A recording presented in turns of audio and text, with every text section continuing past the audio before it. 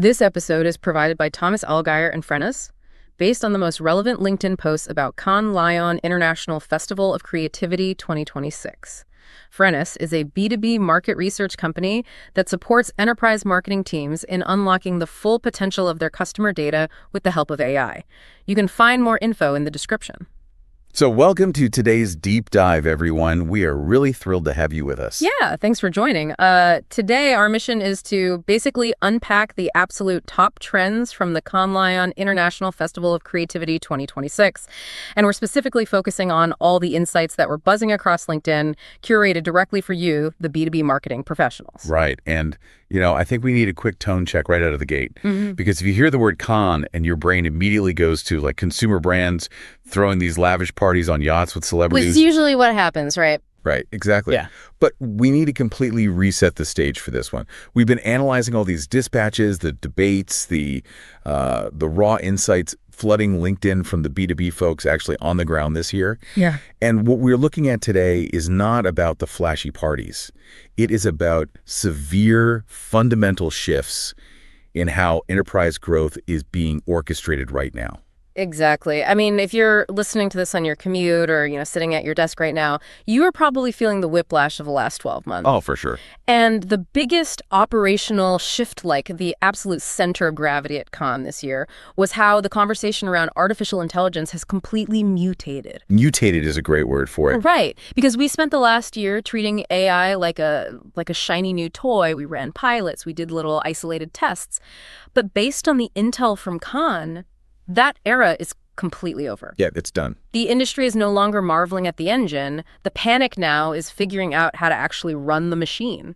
And it is the sheer speed of that transition that is catching people off guard, I think. Yeah. There was a great recap on LinkedIn from Phina Pang that really captured this. Oh, yeah, I saw that one. Yeah, she noted that the industry is officially done debating AI philosophically.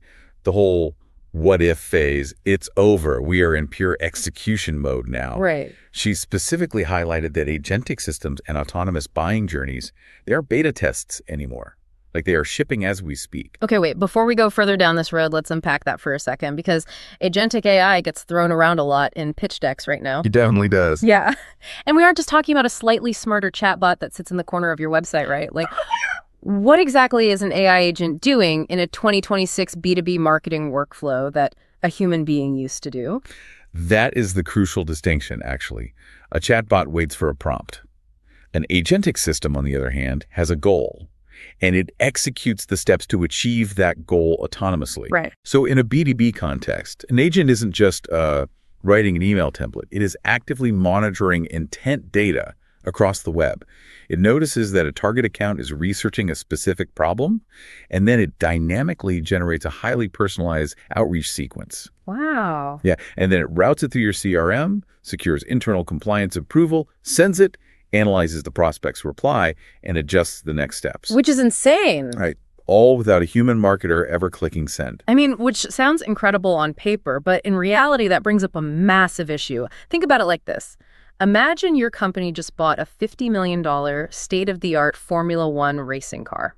I like this. It's an absolute masterpiece of engineering, but there is just one massive problem. Your current pit crew only knows how to change the tires on a 2012 minivan. That is painfully accurate. Right. And Danilo Toro put out this brilliant insight during the festival that touched on exactly this. He pointed out that picking the right tech partner is only like 50% of the challenge. Right. The real gritty, painful work is changing your internal operating models, your processes, your KPIs, your incentives. Because if you strap a hyper-efficient AI engine onto a broken legacy process, all you do is scale the brokenness. Exactly. Toro was very specific about this. You have to rewire everything internally. And this directly ties into what Linda Tong was hearing from Fortune 500 CMOs on the ground at Cannes. Oh, what were they saying? They are entirely focused on what the modern marketing team even looks like in this environment. The whole talent profile is shifting dramatically to define future tech stacks. They want to put agentic AI to real work. So are B2B marketing teams actually prepared to rebuild their entire workflow while the plane is still flying, essentially? Or are they just strapping AI onto these broken processes? Like, what does that new marketer even look like? Well, the CMOs Tom spoke with are looking for systems thinkers.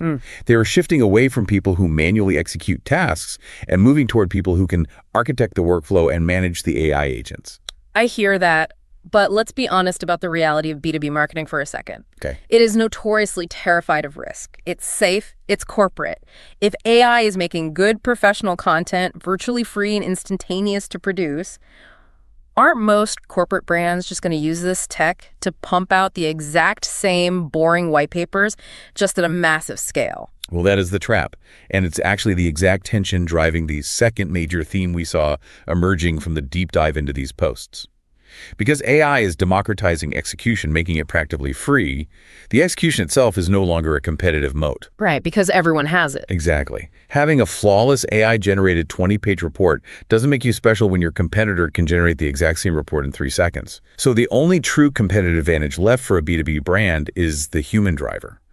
Human creativity has officially become the premium layer. I love that. And that perfectly aligns with how Skylar Mattson framed this. She quoted Kinsani Nobanda on this. And the quote was that we should be using AI for the logic so we can get to the magic. The logics for the magic. That is a great mental model. Isn't it? You use the machine for the logic, the scale, the administrative busy work, all the paper cuts of the job. You clear away all of that so human beings can actually focus on original thought. The magic. And that magic is highly specific. Brianne Olson provided a really sharp perspective on this at Cannes. She acknowledged that in an AI-powered world, the operational impact is totally undeniable. Sure. But she made it explicitly clear that technology alone will not create brand differentiation.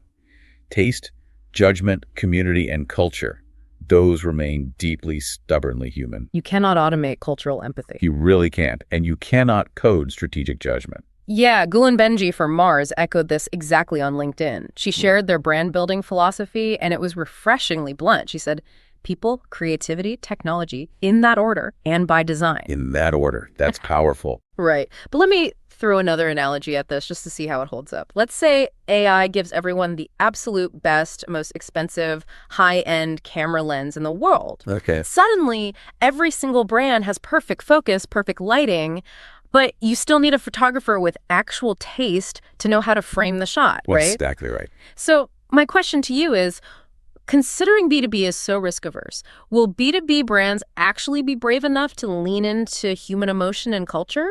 Or will they just default to the boring, identical stuff? Well, to answer that, we have to look at trust.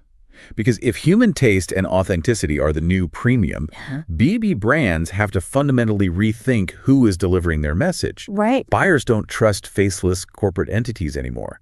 They know an AI probably wrote that perfectly polished blog post. Yeah, they aren't stupid. Exactly. They trust people. And this points directly to the third massive theme from the festival. Yeah. The rise of creators as core B2B marketing infrastructure. Oh, this is huge. Cameron Buckner actually pointed out that creators were not just participating as guests this year, they were running the table. Yeah, they were everywhere. They were building massive IP ecosystems and securing real brand equity, not just taking these one-off transactional brand deals anymore.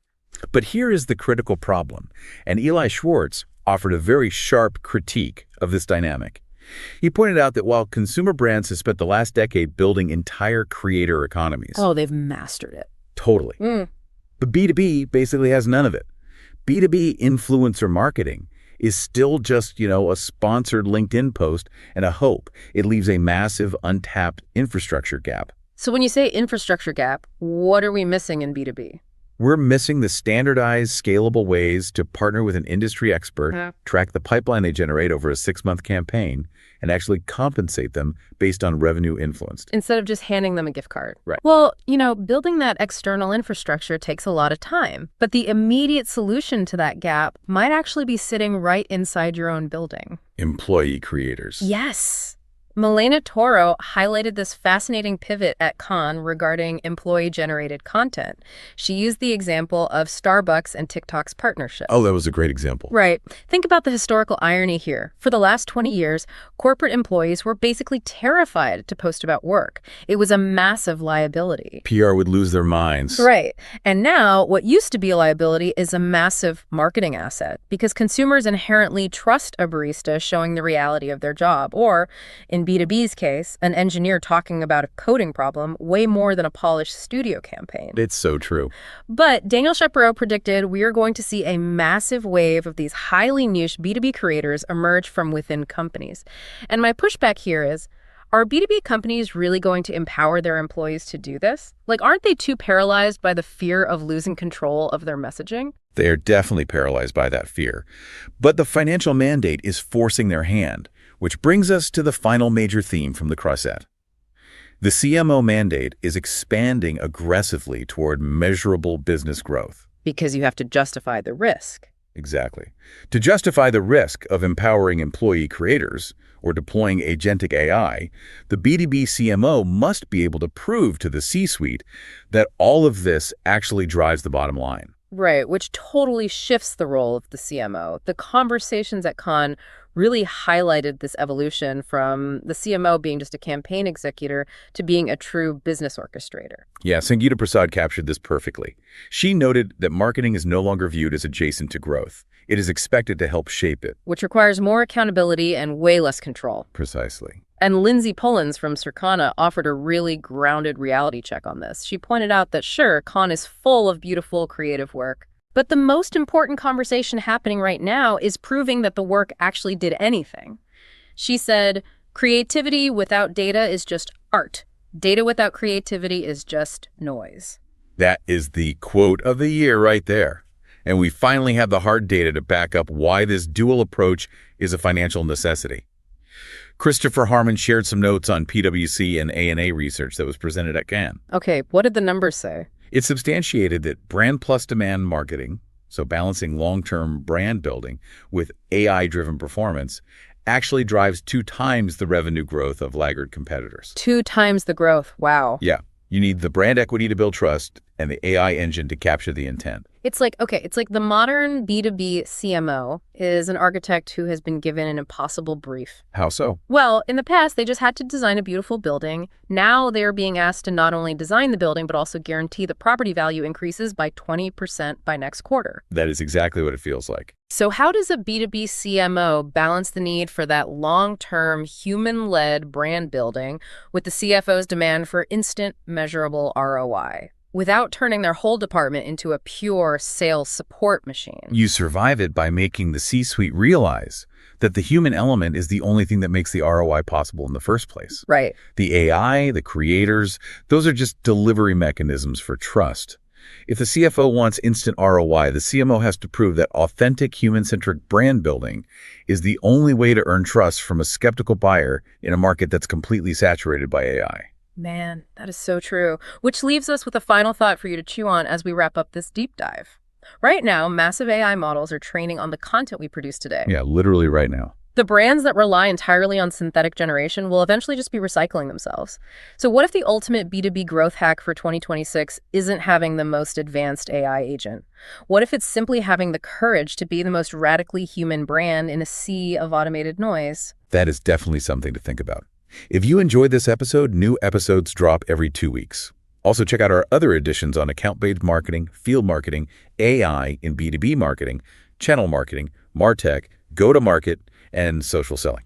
Thanks so much for joining us on this deep dive. Don't forget to subscribe, and we'll see you next time.